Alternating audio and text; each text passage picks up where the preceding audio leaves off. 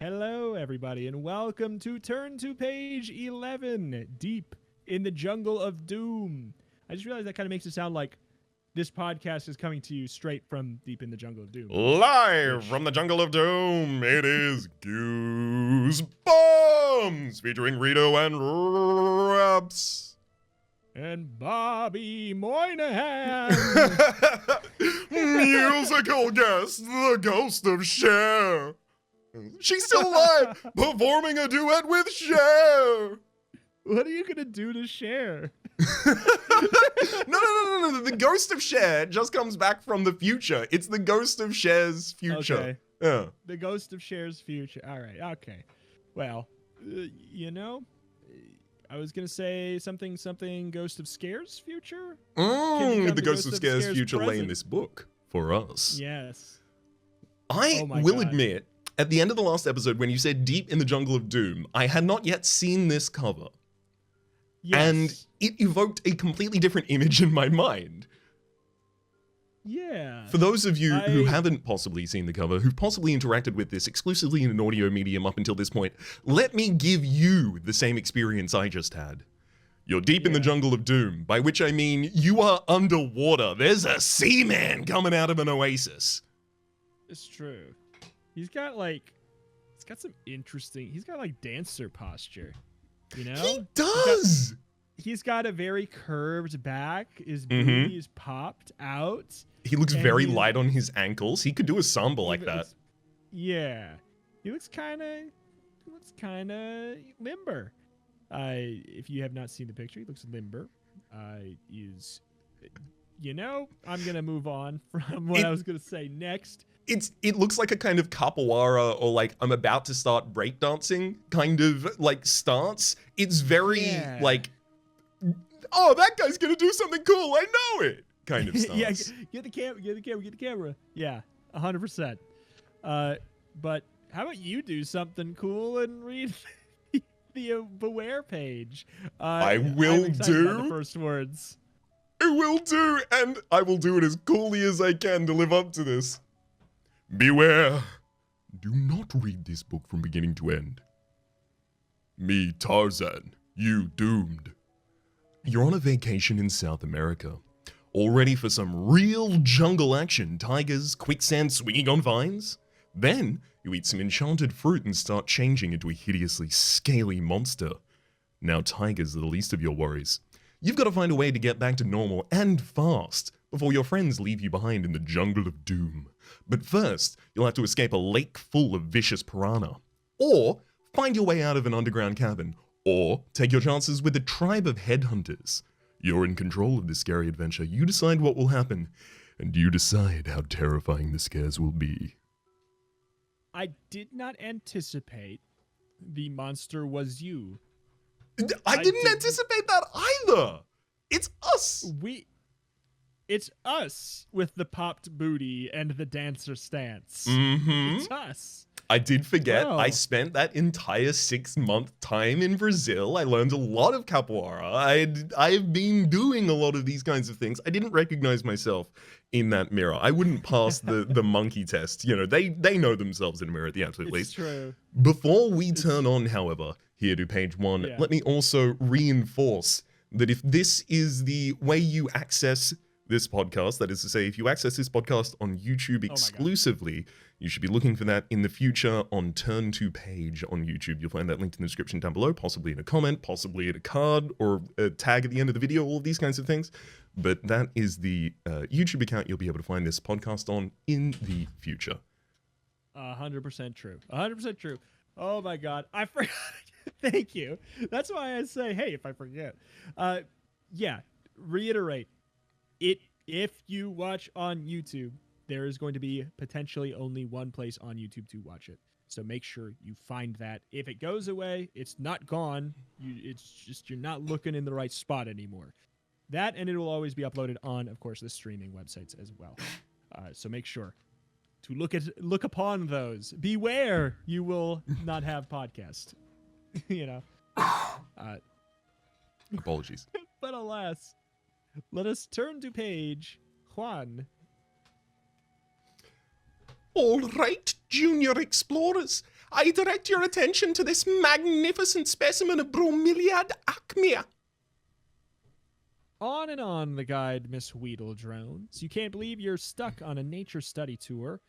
When you saw the brochure for the Junior Explorer Adventure Club at the front desk of your hotel, it looked great.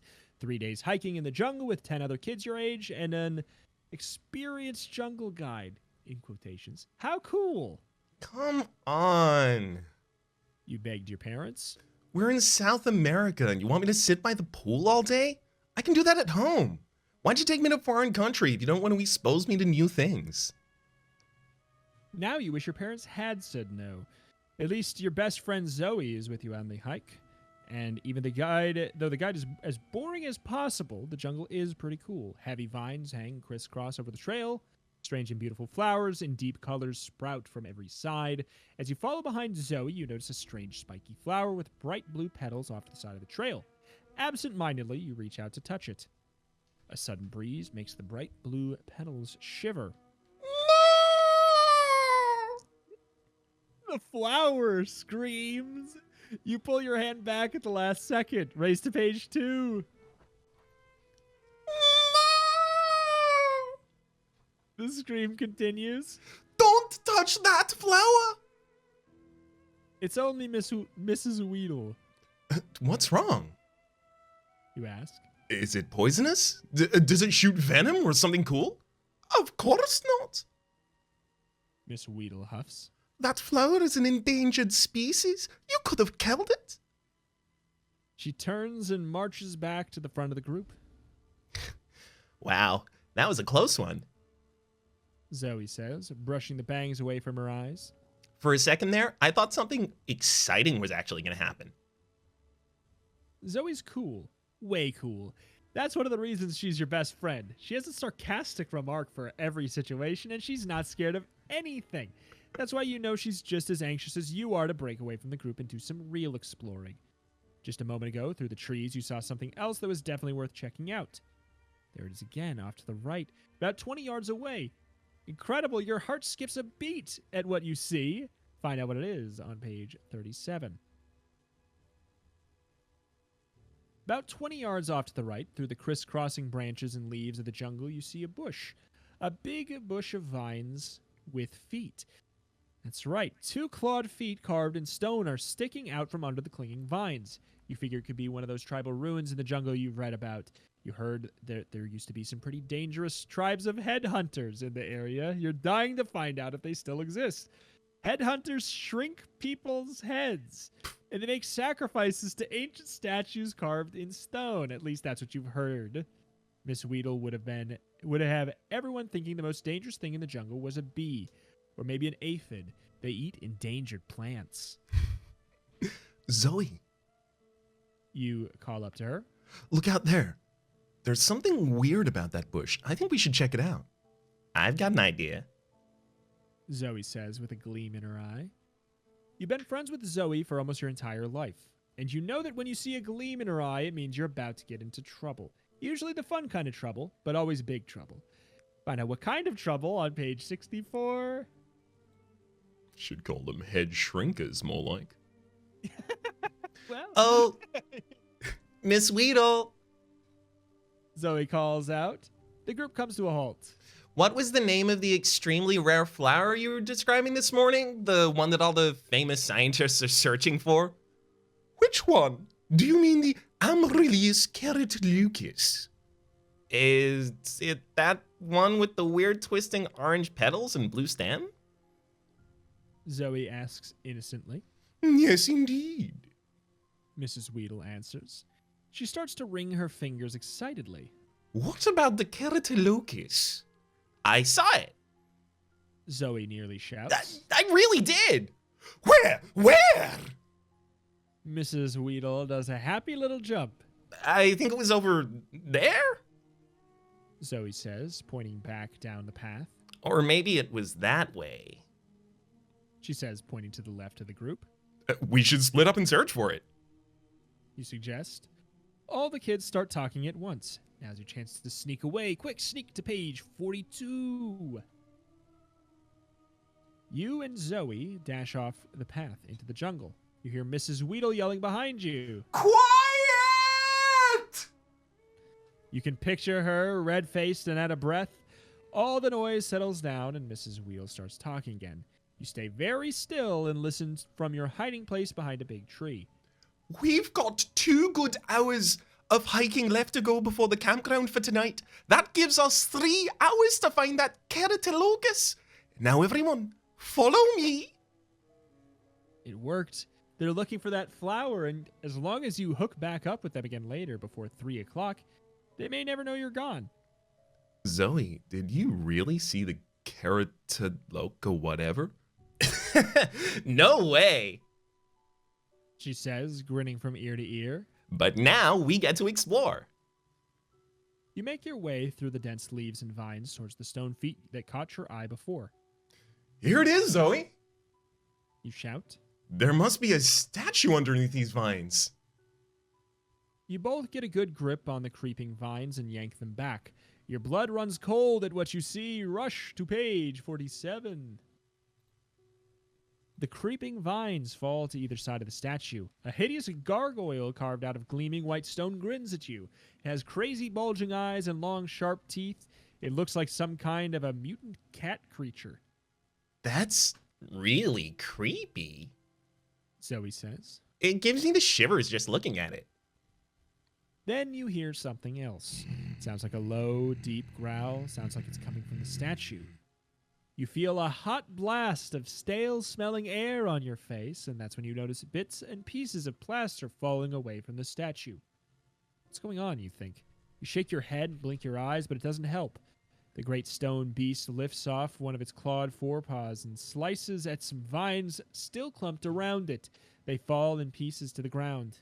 Run! Zoe screams, grabbing at you. But which way? There's 2 paths leading away from where you are. Down the path to the left, you see a small pool and a waterfall. Maybe you could swim away from the beast. To the right, you see a clearing with heavy sticks and rocks. Fight the beast with sticks and stones. Run to page 11. Try your luck with the water rush to page 68. I feel like 11 is going to be such a quick death. Words may have harmed it, but the sticks and stones didn't. You die. Something just... Yeah. We've got to go for the water, right? We're deep in the jungle of doom. It's also like the cover gives me that picture of the water with the waterfall, small pool with the waterfall. So let's go turn into a fisherman over there. You race towards the waterfall. Maybe you can lose the giant gargoyle that way. The stone beast chasing you kind of looks like a cat, you think, and cats hate water, right? Down the path, a small pool of water surrounded by lush tropical plants and flowers. From 50 feet above, a river cascades down into the pool, sending up a thick mist. Jump into the water! Zoe shouts. She does a perfect flip into cannonball from the mossy bank. You glance around. The stone beast appears on the path behind you. Its hideous jaws snap wildly at the air. Its thick stone leg muscles are bunched up, ready to pounce. Turn to page 51. You stare into the crazy bulging eyes of the stone creature. Looks a little like a Chinese parade dragon, you think. It's baring its teeth at you in a hideous grin. You've got to make your move. Since the beast is made of stone, it probably can't swim. There's only one catch. Neither can you. Desperately, you cast your eyes around. On the ground next to you, there's a big stick. You definitely need something if you're going to fight off that gargoyle. Then again, maybe the stick would help you float if you jumped into the water. You pick it up. The gargoyle swishes its tail angrily and licks its chops with its huge gravel-coated tongue. What's it going to be? Risk drowning or take your chances with the beast? Best make the move before it pounces. Fight with the stick. Page 112. Jump into the water with the stick. Page 78. I'm almost surprised that fighting the stone beast with a stick is not just go to page 11, the same page that was the previous attempt to fight it. Yeah, that's true. I think we jump into the water. I mean, in this instance, I would jump into I'd the like to. What's a stick gonna do against stone? I don't know. Break no bones, that's for sure. I'm good with 78. Let's go. I think that's what I would do too. I can swim though, so this would be easier choice for me. But hey, Same. yeah. Well, unrealistic book. Well, Just as that the is one thing gargoyle- that struck me momentarily, which is like a lot of these books kind of like have more Americana, and there was a moment of unbelievability in my soul of like, do people not know how to swim? But then I realized I live on an island nation, and everyone's taught to swim very, very quickly early on, and maybe that's not the case everywhere. I mean, it's pretty common. I would say I would say on average, I would assume people know how to swim here, Okay. but I don't know across the globe. I don't know that that's the case. I don't know. Very fair. Either way, just as the gargoyle pounces at you, you do a clumsy backward dive off the bank into the water. You plunge down to the deep pool, gripping the heavy stick with both hands. It seems as if you're underwater for too long, but then your face and arms break the surface and you can breathe again. The stick floats. Thank goodness. You made it! Zoe cheers. Yeah! You cry in triumph, gasping for air. The water is icy cold. It's like taking a bath in an ice cube tray, Look. Zoe says breathlessly. She points to the shore. The stone beast is prowling back and forth on the bank. Looks angry, It won't come near the water. Zoe declares. Excellent. You say, shivering. But what do we do now? If we stay here much longer, I think I'll freeze to death. I'm already starting to lose feeling in my toes. Zoe doesn't say anything. Her teeth are chattering too hard. You feel your feet beginning to grow numb from the freezing water. Are you destined to become two human ice cubes? Or you'll be torn apart by a big walking rock? Dog paddle over to page 6 to find out if you have any hope. I do like the idea that the cat or the stone beast on the bank here is just gonna guard if we get out of the pool. So we just have to stay in until we freeze or Yeah. Yes. die. The gargoyle growls at you from the shore and slashes one of its razor-sharp claws through the air. Meanwhile, you're starting to lose feeling above your knees now. You never knew water could be this cold. Things are looking grim, Let's be calm about this. you say. There must be something we can do. Yeah, right. Zoe moans, rolling her eyes. Why don't we just swim right up the waterfall? Very funny. You retort. Sometimes Zoe's sarcasm isn't so cool. But you stare at the waterfall anyway. The water pounds down from the jagged cliffs above. Sunlight turns the falling streams of water many deep shades of blue and green. But that's not what you're looking at. There's something else.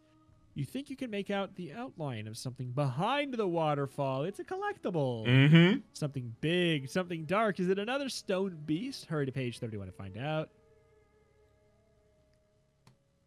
Nope, it's not another stone beast you see behind the waterfall. Page over.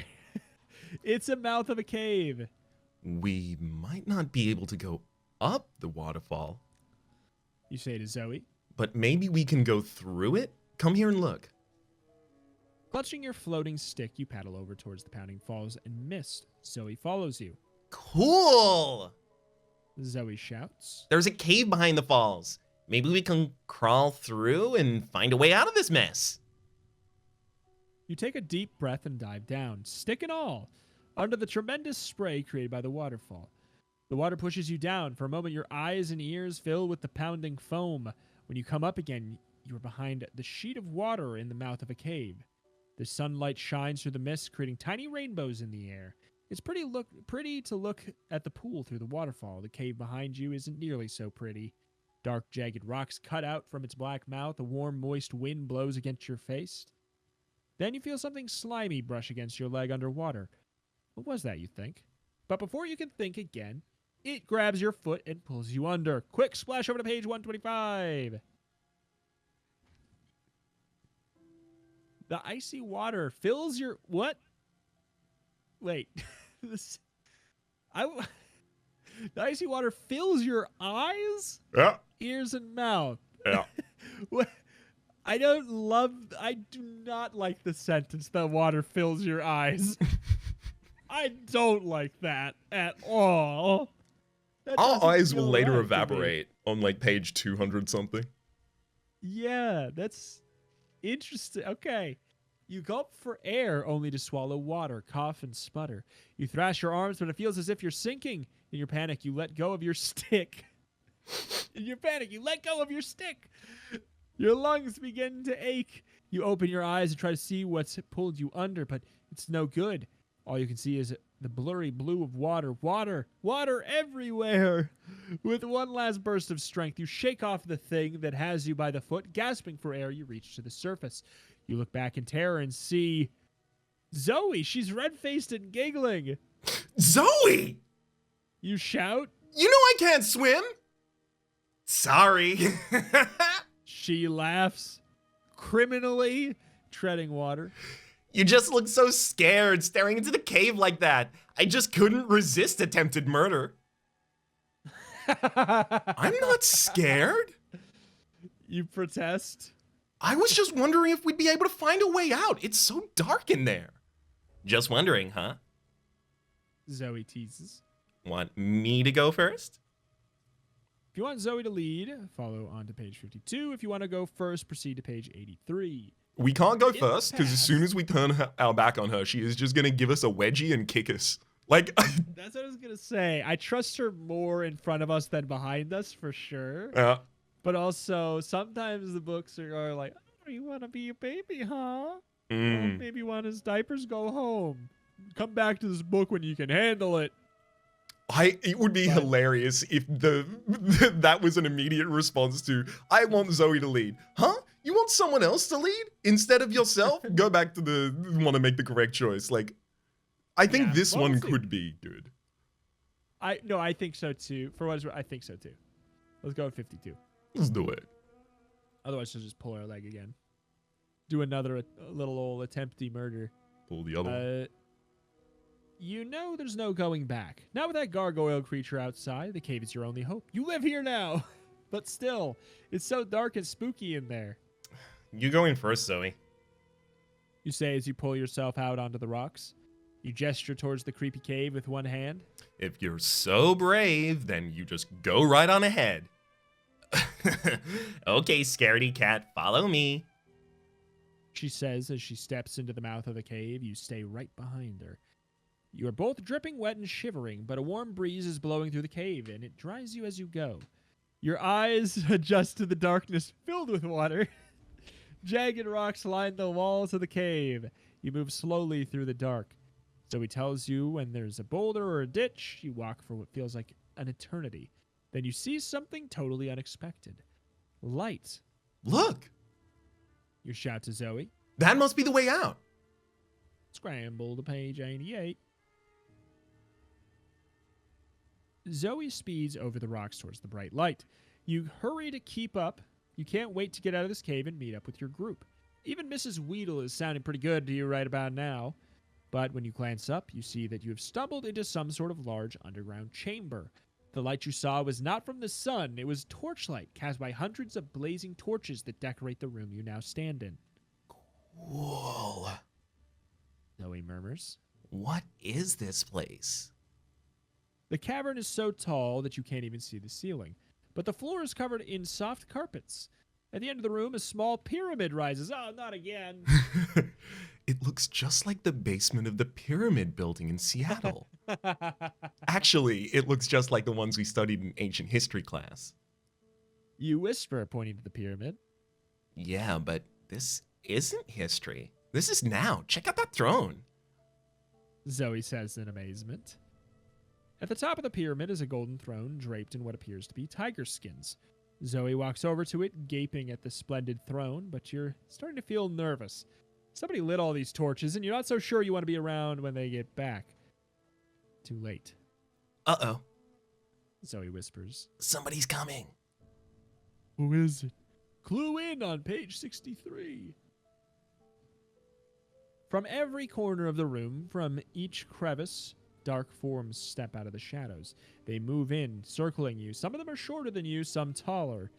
And as they step into the torchlight, you realize with a chill that pierces you to the bone, there's something very unhuman about them. The first thing you notice is their bizarre heads. They look like hideous puffballs. They're perfectly round and covered in slimy white fuzz like moss.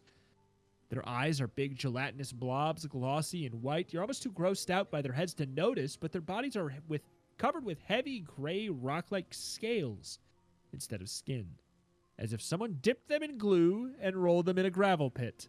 What are they? Some forgotten race of cave people with big, blobby eyes to help them see in the dark? Maybe that's what happens to you if you spend too much time underground, you think. They're moving in on you and Zoe. Your knees are starting to feel shaky, arms spaghetti as they draw near.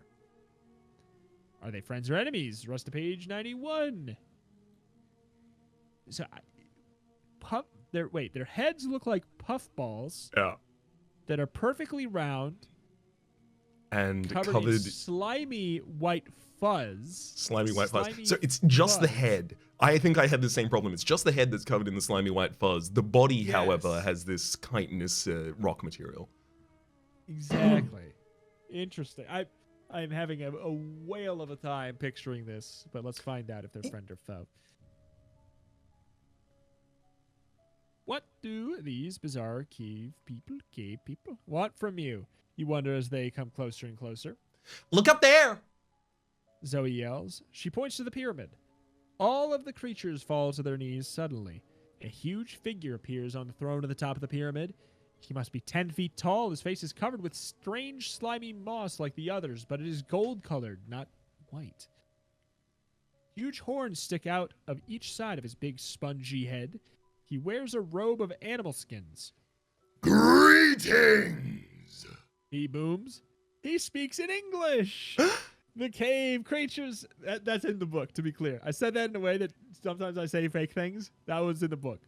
The cave creatures draw towards you. Maybe they just want to say hello like their king.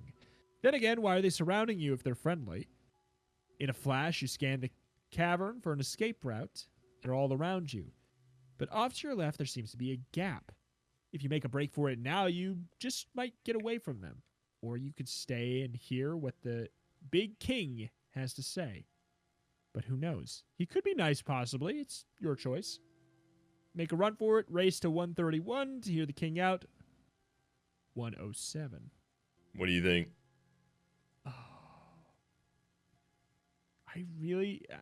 I think we will maybe die to them, but I am so curious about the lore of these creatures that I Yep. want to hear the king out regardless. I love it. Of if it does kill us. Okay, good. It's like I'm happy to risk almost certain death for the possibility Yeah. that they are all just friendly and in fact just curious to see a new thing in the cavern.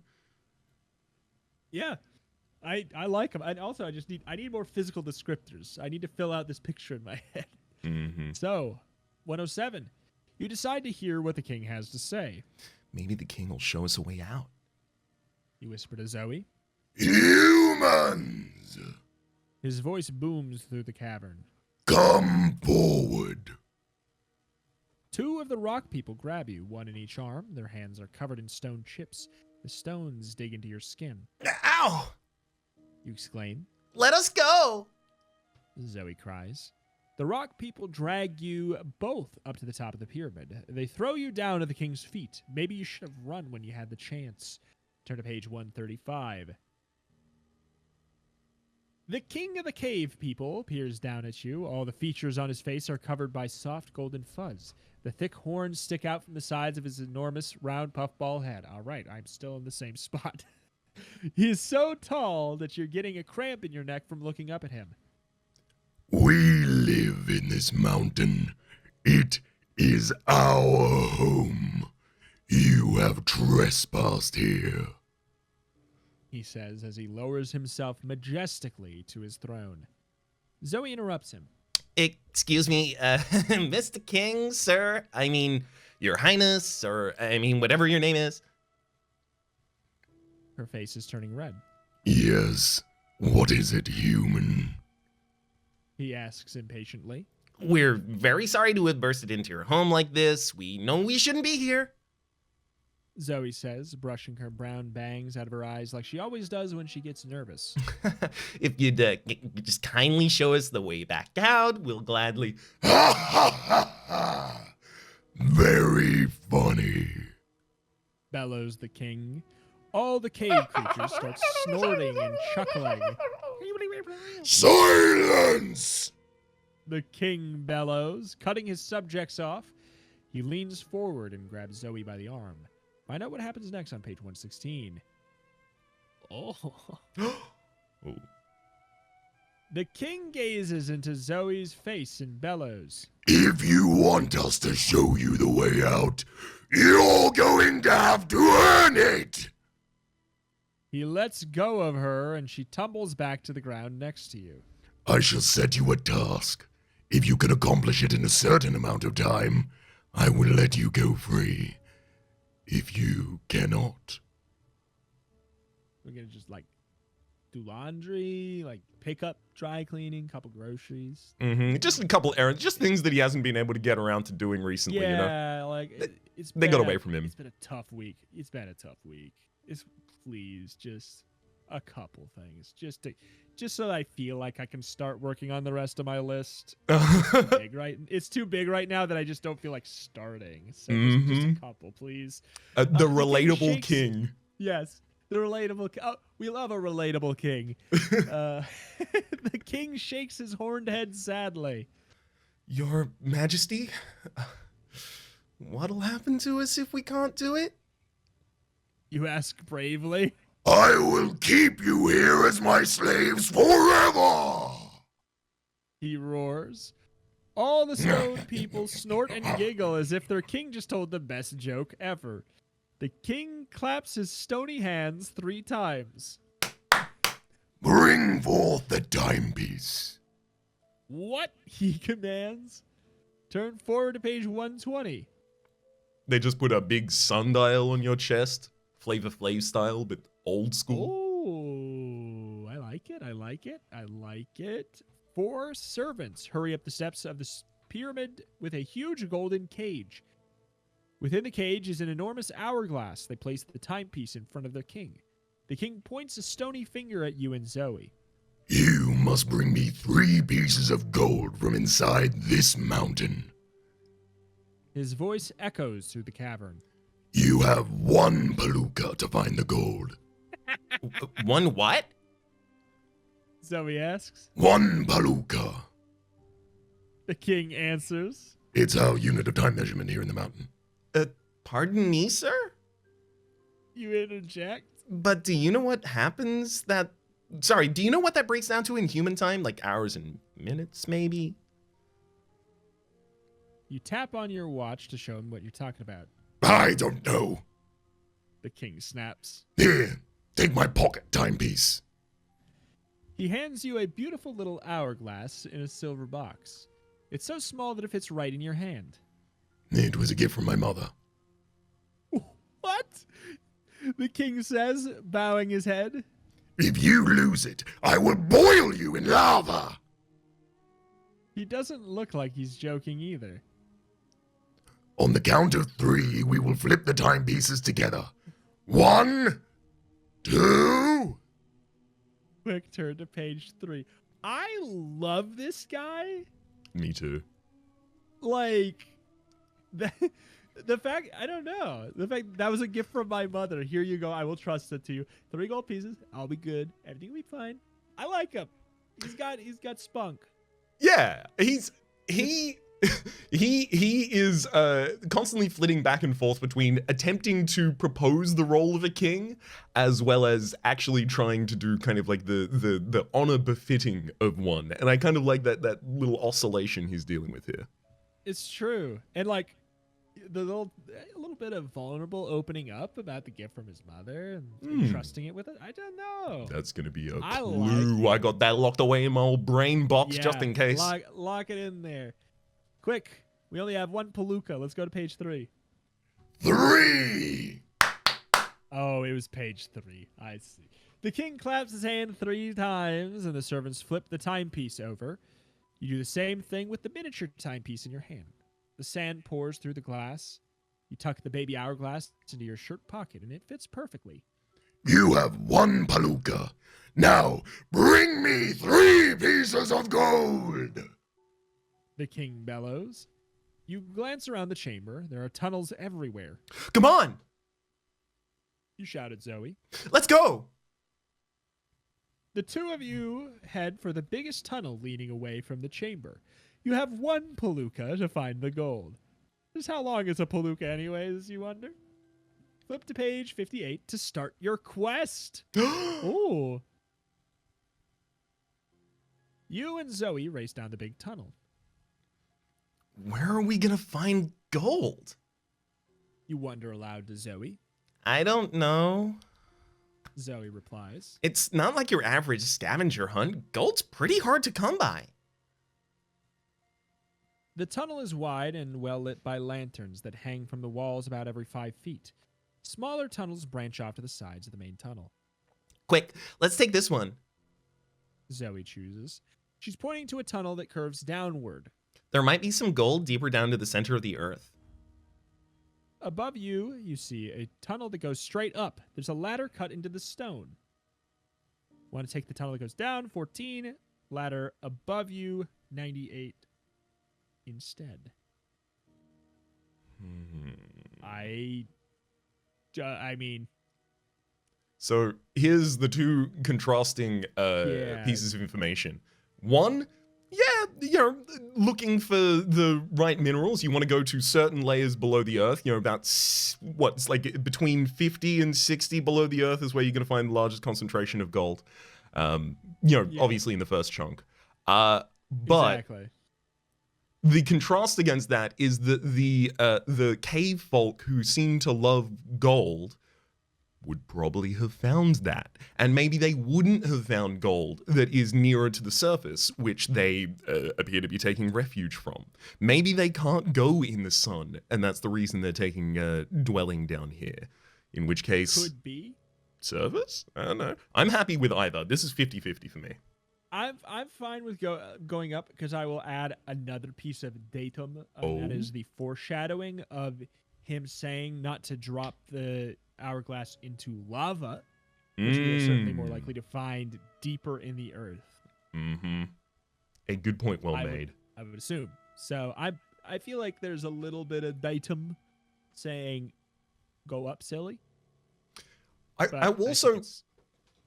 You know what? I'll add another one in here. So, tunnel is wide, well-lit lanterns hang on the walls from every 5 feet, right? Smaller tunnels branch off to the side of the main tunnel. So what we're looking here, if they're going from this level, is strip mining, because this is one large main path, right? And then we're taking strips off of it. So we would assume that these have already been mined. That said, we're also in an underground mine shaft, so surely all of it has already been explored in some way, but that might be one reason to go with above instead. It's true. I'm going for above, and I also think that we are probably looking too far into what is probably a 50-50. What? We are supposed to take these books slightly too seriously. It's true. But there's a little bit more than slightly. No, I think we're doing a... I'm going to start doing some calculus about... yeah. about the phase shifts in these different rocks. That's right. We're going across every different scientific study at the same period of time. Yeah. Zoe! You call? Let's take this one that goes up. It might even lead to the surface. Yeah. She agrees. Then we could just go back to the junior explorers and forget about this whole thing. That'd be great. You say? Here, I'll boost you up. Once Zoe's up on the ladder, you scramble up on some loose rocks. Up the ladder, you climb and climb and climb. The tunnel gets brighter as you climb. You're almost back to the jungle. As soon as you smell the flowers, soon you can smell the flowers. You even hear the tropical birds singing to each other. We're almost out. Zoe announces. Wow. You add? I can't believe it was so easy. But then you remember something awful. Zoe? You whisper gravely. We have to go back. To the island. We have to go back. Go back, Kate! Kate! We have to go back! Oh no, tell Zoe why. Wait, have you clicked already? Absolutely. What is it? Why do you have to go back? Oh. Shoot. I was going to try and guess. I don't know. Oh. Zoe asks. She stops climbing and glances down at you over her shoulder. We're almost free. I still have the king's timepiece. You moan. I can't steal it. It wouldn't be right. It's his mother's. Listen. Zoe says impatiently. Just set it down over there. He'll find it sooner or later. She points at a big rock sticking out of the side of the tunnel. The rock is flat on top like a shelf. It looks as if a timepiece would fit right on the rock. Okay. This rock looks like a timepiece might fit on it. That is an interaction clue that you get in a point-and-click adventure game. It's true. Anyway, Zoe continues, checking her big watch. the rest of our group will be hiking out here at about 3 o'clock, and it's 2:25. We've only got about half an hour before they leave. I feel bad. You moan. He said it meant a lot to him. I should go set it down in the tunnel or something. That king was so mean to us. I can't believe you feel sorry for him. If it were me, Zoe says. I'd keep the hourglass and sell it for a lot of money. Time's a wasting. What are you going to do? If you rest on the shelf, go to page 128. If you keep it, go to page 9. Here's my concern. Keep it implies we're going to sell it. I don't want to do that. I don't know if we're necessarily going to sell it. But I think it's trying to imply that that might be a selfish option that we're taking if we agree with Zoe, rather than, like, I think this is a tool that we may need in the future, a handy tool that may be required. I think so too. I'd like to put it in the inventory and hope, just let it be known that I don't want to sell it. But just in the atmosphere. Just let that be known. Let's put a little sticker on the side of it that says not for individual sale. Yeah. That's pretty much. All right, page 9 then. Zoe's right. What do you owe that nasty... No. What do you owe that nice cave king anyways? He tried to make you slaves. Forget I even brought it up. You mumble. You slip the timepiece back into your pocket and keep on climbing. A few more feet up the stone ladder, you and Zoe reach the surface. How sweet the fresh air smells. You hope you never see another cave in your life.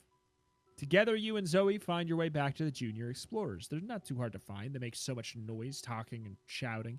Miss Weedle is upset because no one found the rare flower, but it seems like the other kids had fun.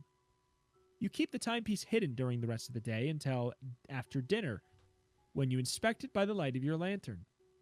Should I keep it or sell it, you ask yourself. You hold the pretty hourglass up to the soft lantern light. That's when you hear the sound of hands fumbling to open the flaps of your tent. Zoe? You call. Is that you? No. Comes a gruff whisper. You recognize the voice. It's the king of the cave people. The king opens the tent flaps and sticks his head in. He sneers at you. Your heartbeat quickens as you stare at the slimy, mossy face of the king. How did he find you, you wonder? What is he going to do? The hourglass in your hands feels like it's made of ice. You try and hide it behind your back, but the king sees it. Give me my timepiece.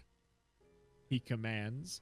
Shaking from head to foot, you pass him the beautiful little hourglass. With a flash, the king tosses a handful of powder on you and vanishes. Coughing. You wave your hand in the air. You're choking on gritty dust, choking and shivering. It's getting cold, very cold, dead cold. Maybe it's because the king scared you so much, or maybe it's because the chilly jungle breezes in your tent. Or maybe it's because you're turning to stone. You'll be famous when you find your stony body in the morning. When they find your stony body in the morning, because you'll be a regular rock star. The end. Okay. I mean, we become immortalized and live forever in fairy tale and legend, as well as possibly a museum. I mean, while I will agree that this is a good end of a kind, I almost want to go back to going down to continue the king questline rather than abandon the timepiece in a different area. So like 2 decisions back rather than 1 decision back. But I'm happy to do either. So you want to take the tunnel down? Yeah, because the last 2 branching decisions we made were whether or not we left the timepiece or kept the timepiece, and then before that, whether or not we went up or went down in the mine shafts. That'd be page and I think 14. Yes. Are you just that's holds some interest for you as well, I hope. Absolutely. I just don't want him to be sad. I need to know what a palooka is. It's just the curiosity will overwhelm me. Yeah. I'll see you in one palooka. Page 14. Let's take the tunnel that goes down. You say. You pull the timepiece out of your pocket to check it. Hurry! We've only got 2/3 of a palooka left! Wait. I am going to perform this as written. Okay. Even if we do get the golden time, do you think we'll still make it back to the group before they take off? I'm a new character called Liz. Liz asks, glancing at her clunky watch. It's What? already 2:30. We only have half an hour left. Let's worry Thanks, about the gold Liz. first. We get out of this mess, we'll meet up with Ms. Weedle somehow. Anyway, you should go now, Liz. Leave us, me and Zoe, here to explore the tunnel. You remark. You follow Zoe down the narrow tunnel. This one is not as well lit as the one that Liz went down. Mhm. There's only one lantern every 20 feet, even though Zoe is right in front of you. Sometimes you bump into her because you can't see her. Ouch! Zoe complains. Walk further behind me. You don't have to walk on my heels. Sorry. You answer. I'll hang back a little. The tunnel twists and turns. Zoe gets so far ahead of you that you feel as if you're alone. Your sneakers crunch on the loose rocks on the floor of the path. The sound echoes down the passageway. You can hear your heart beating. Bump, bump, bump. Flip to page 33. You stumble along the darkly lit tunnel listening to your heartbeat. How you find 3 pieces of gold when it's so dark you can hardly see your hand in front of your face. Bump, bump, bump, bump, bump, bump. Your heartbeat makes the only sound. I don't even hear Zoe's footsteps anymore, you think to yourself as you tramp through the passageway. That's when the tunnel ends. That's right. You walk smack into a rounded stone wall. You're in a small cave. Huge boulders block the path forward. It's a dead end. Where'd Zoe go? She was right in front of you. Your heart speeds up. Bum, bum, bum, bum, bum, bum. Where is she? Look for her on page 104. Where could Zoe have gone? Where did Liz go? The tunnel is a dead end. There's no way out, and you were right behind them.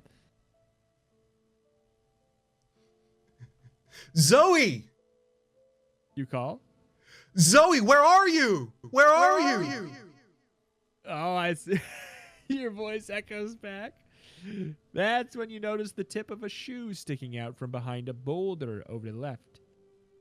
It's a green shoe. The tip of it curves upward, like an elf's shoe. Who's there? You demand. Turn to page 26, quick. Liz? Liz's famous curved green shoes? You can't see around the boulder to see who it is that's wearing the weird little shoe, but you're sure that whoever it is had something to do with the disappearance of your friend.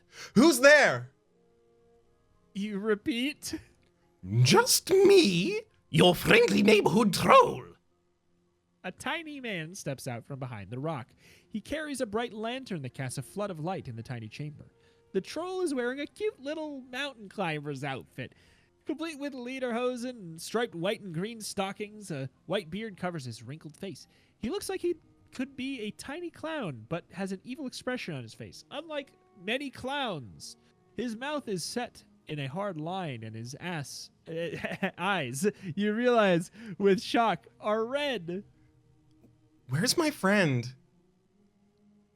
Where's my... You ask the troll? Well, that's no way to greet someone.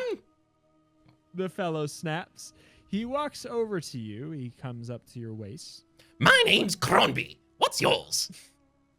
He extends his hand up to you. He leans towards you with his hand out, scowling. There's something wicked in those red eyes. Do you shake his hand, or do you avoid the handshake? Oh, my.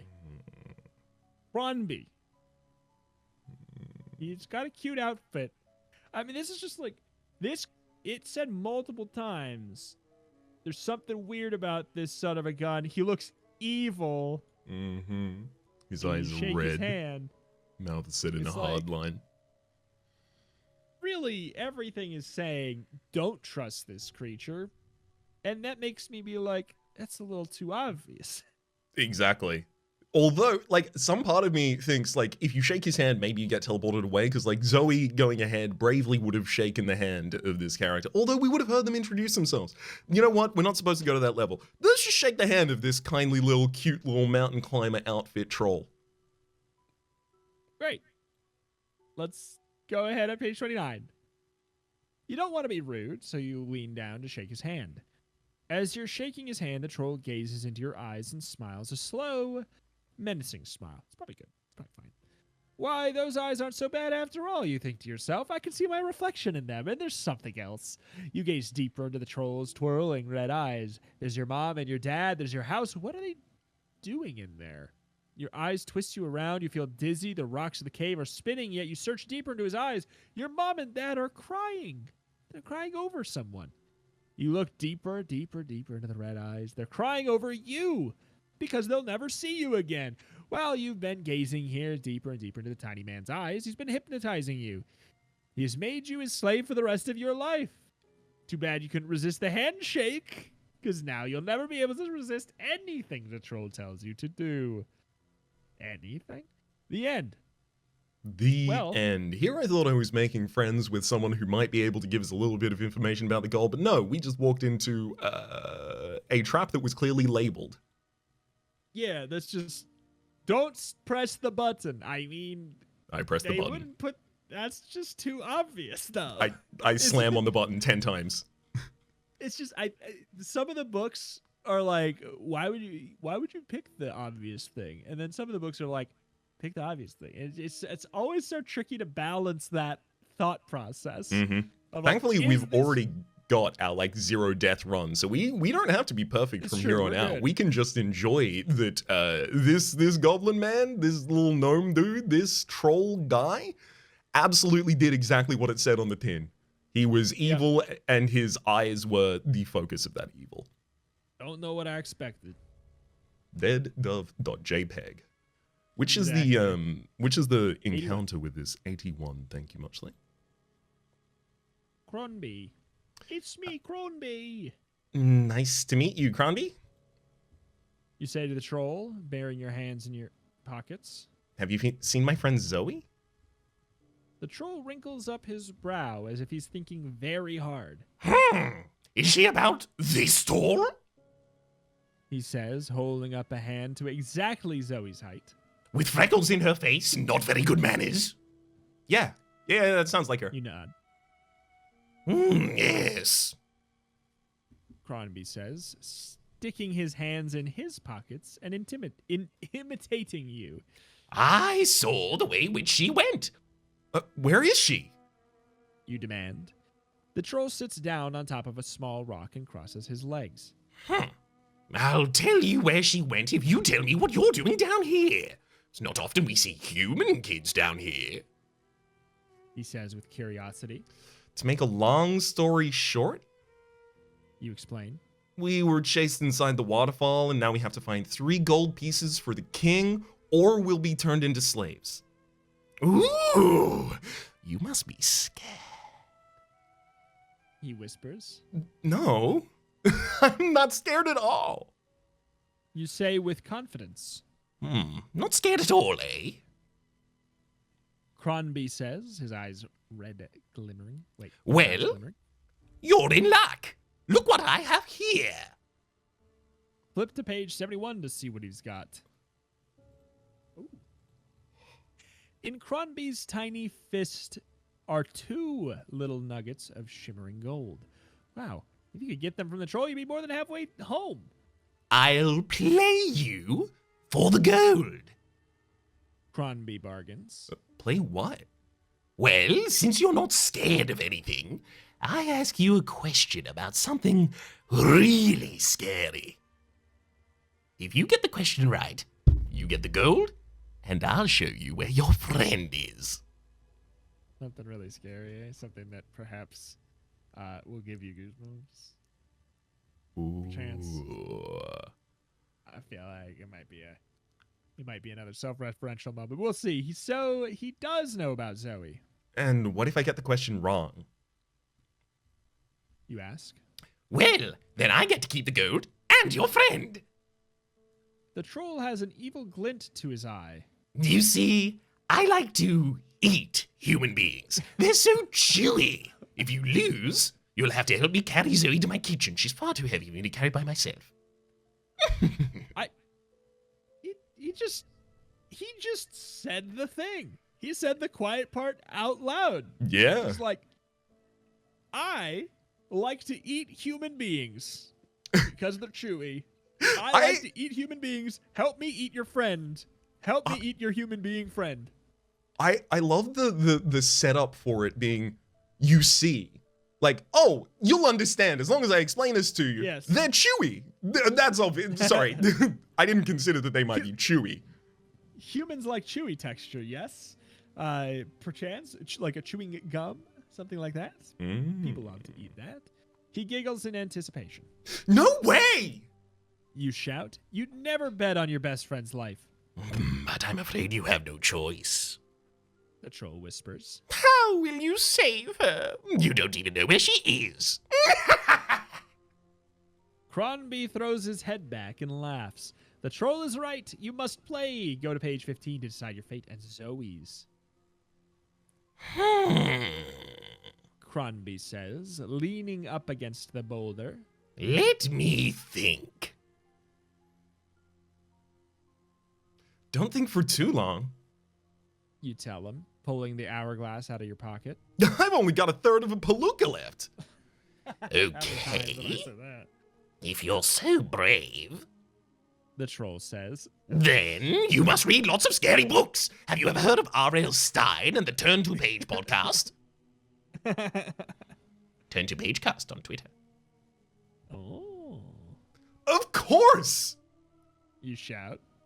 Your voice echoes down the hallway.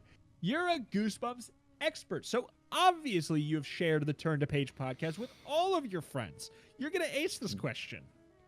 In the book, Revenge of the Lawn Gnomes, a vicious animal scares the lawn gnomes away. Is it a bat or is it a dog?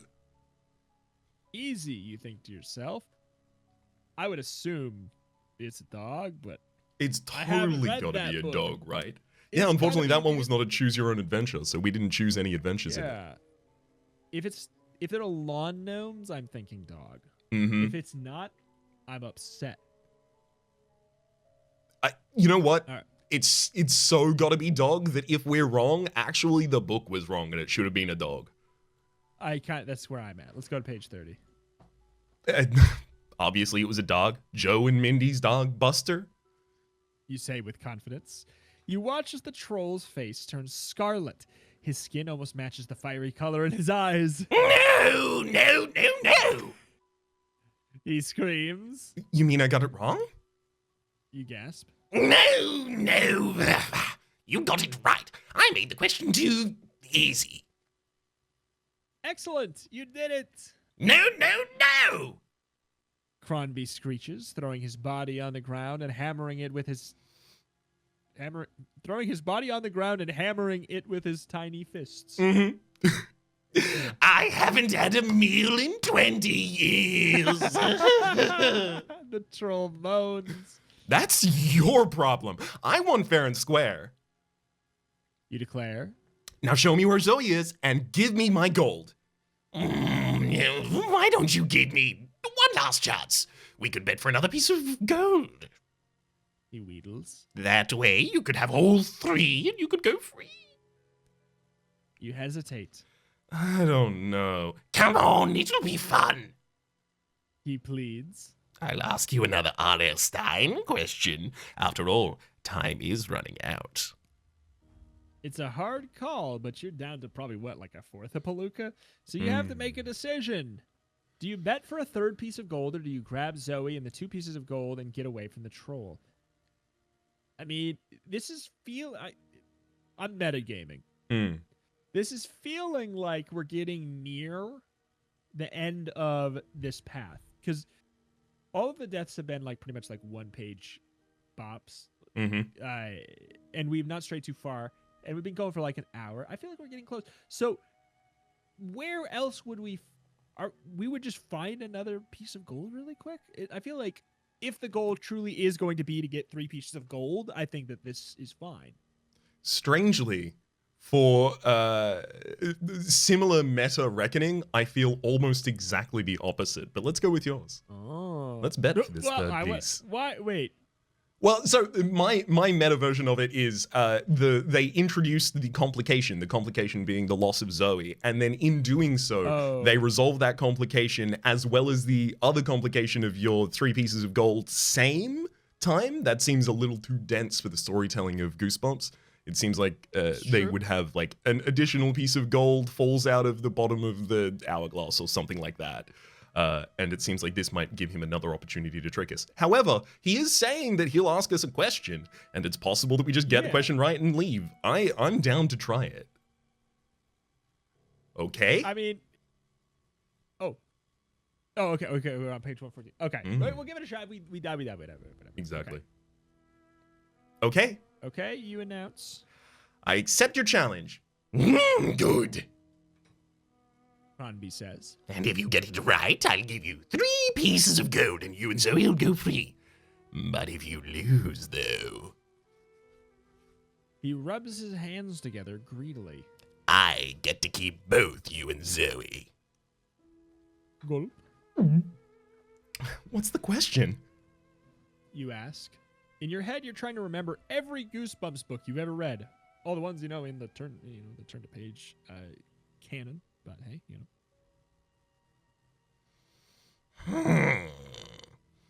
In a book called The Cuckoo Clock of Doom, there's a little boy who has a little sister who's a real pain. Is her name Tara the Terrible or Tanya the Terror?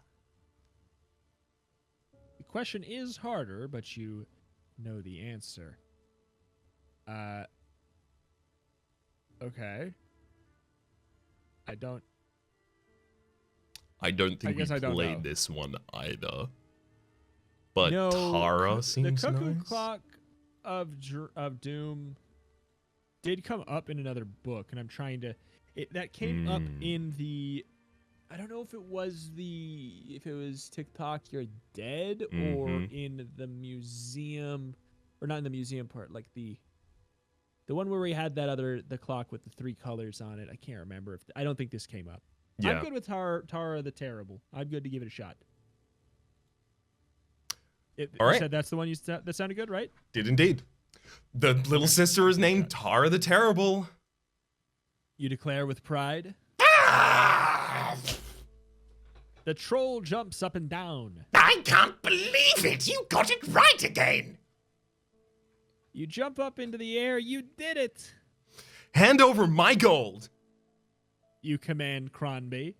With tears in his eyes, Cronby withdraws 3 fat nuggets of gold from his pocket of the little pants and hands them directly over to you.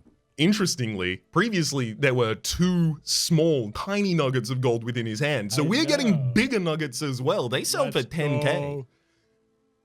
Now, show me where Zoe is. You direct. You check the timepiece. You still have about a fifth of a palooka left. You follow him to the mouth of the tunnel where Zoe is sitting, all tied up. Cronby unties her and scurries away. I got our gold! You exclaim. All right! She gives you a high five. How'd you do it? You tell her the whole story on your way to the pyramid. You and Zoe reach the grand chamber as the last few grains of sand are about to fall through the hourglass. We've got the gold! You shout triumphantly. The king himself shows you out into the jungle. You safely meet up with the Junior Explorer Adventure Club. And what an adventure it was! The end! That's like... That's... You know, like... You were 100% correct. Right? I was right, but also you were right that this feels unsatisfying somehow. You know, all it needed was 1 page of the king, like, showing gratitude and talking about, well, thank you for returning this. It was my mother's, or something like that. And then, like... Oh, absolutely. No, Sorry. We've got the gold! You say, running into the room, shouting, waving the gold above your head. Ah, my friends.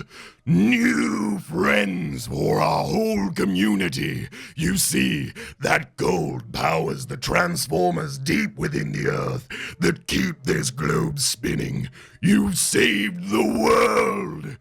You have my undying gratitude. Also, thank you for returning my mother's hourglass. And then everyone clapped. The king's name is Albert Einstein. Woo! Oh my god. Yeah. That's canon. Yeah. What I an mean, hey, adventure there we it go. was. Hey, I mean that is a clean old end.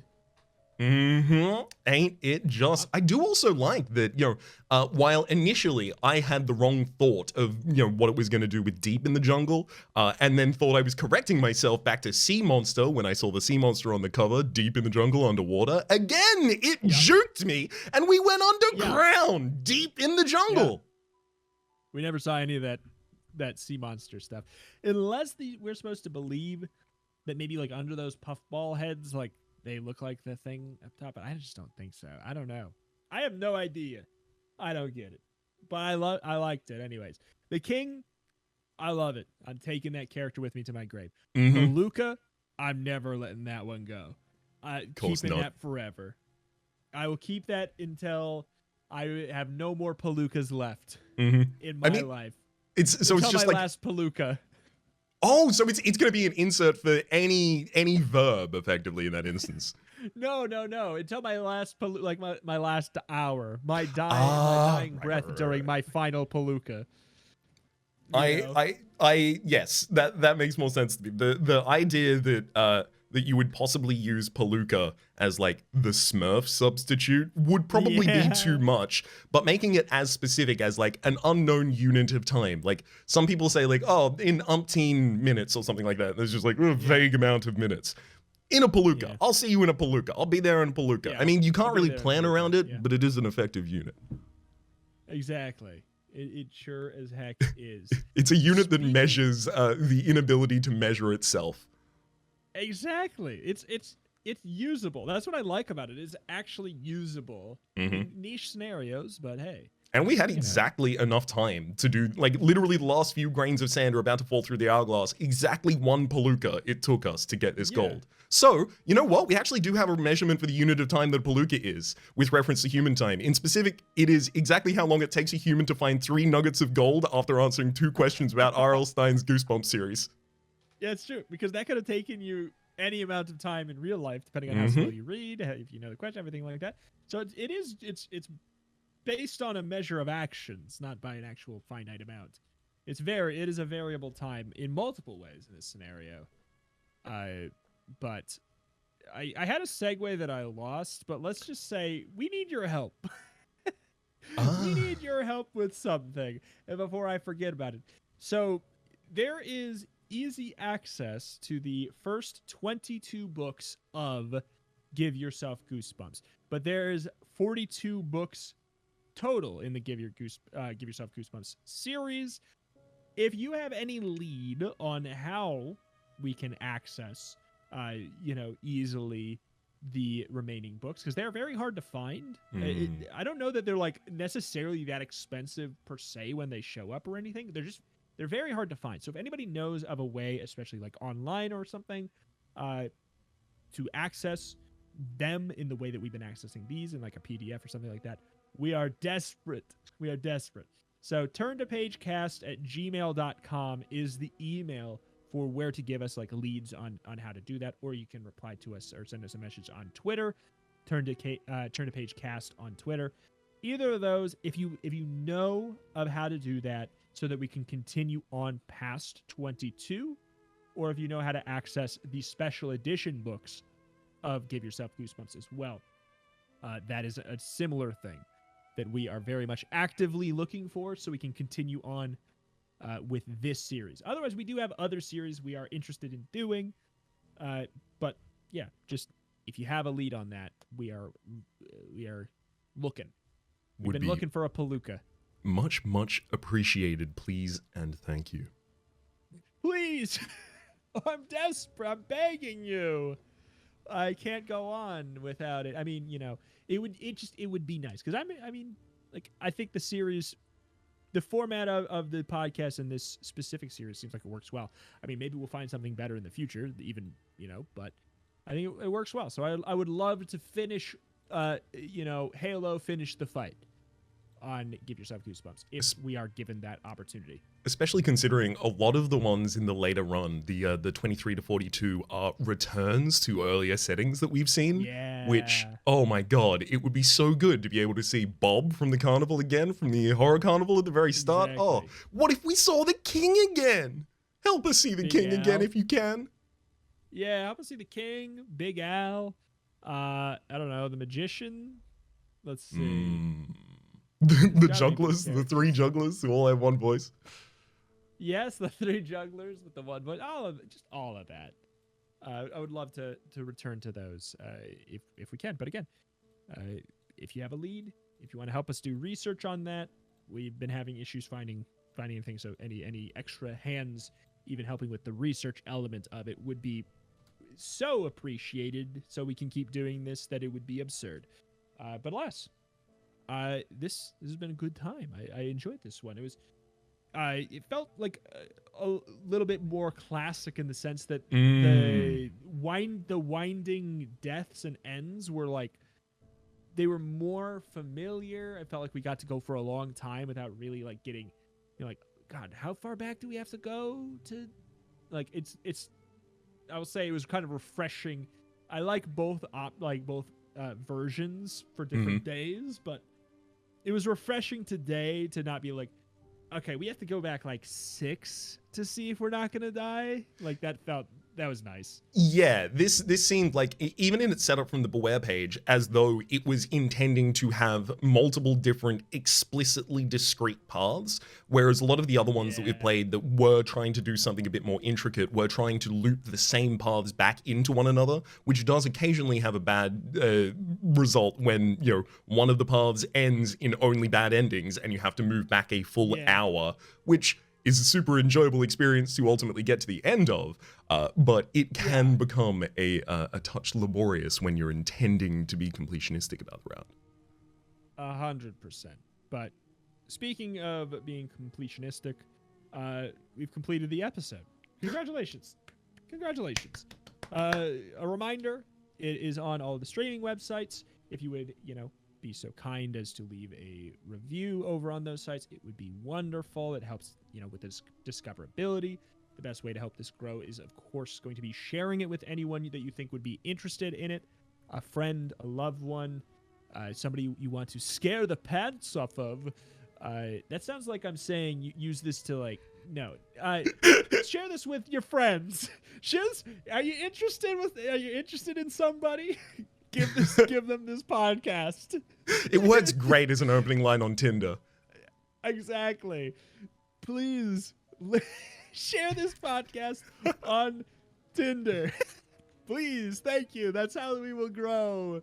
Oh my gosh, Tinder beware, you're in for a scare. Oh my goodness. But until next time. Yeah, I'm good. See you guys in a palooka. Bye. Adios.